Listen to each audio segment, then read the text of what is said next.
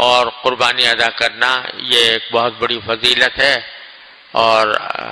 اللہ نے زندگی دی، اگلے جمعہ میں اس کی تفصیل انشاءاللہ بیان ہوگی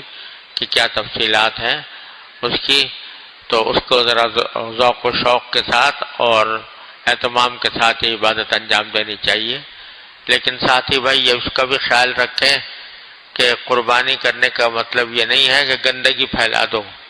شہر کے اندر، شہر ویسے ہی گندا پڑا ہوا ہے، کچروں کے ڈھیر ہیں، تو لیکن اس بات کا خیال رکھا جائے کہ قربانی کے نتیجے میں گندگی پھیلا کر لوگوں کے لیے تکلیف کا سبب نہ بنے۔ ایسی اگر جہاں پر قربانی ہوئی ہے تو اس جگہ کو پھر صاف ستھرا بھی کر دیں، دھو دھلا کر بھی صاف کر دیں تاکہ لوگوں کو تکلیف نہ ہو۔ اللہ تعالیٰ کی عبادت انجام دینے میں اس بات کا لحاظ رکھنا ضروری ہوتا ہے کہ اس سے کسی کو تکلیف نہ پہنچے۔ حدیث میں فرمایا رسول اللہ صلی اللہ علیہ وسلم نے کہ مسلمان وہ ہے جس کے ہاتھ اور زبان سے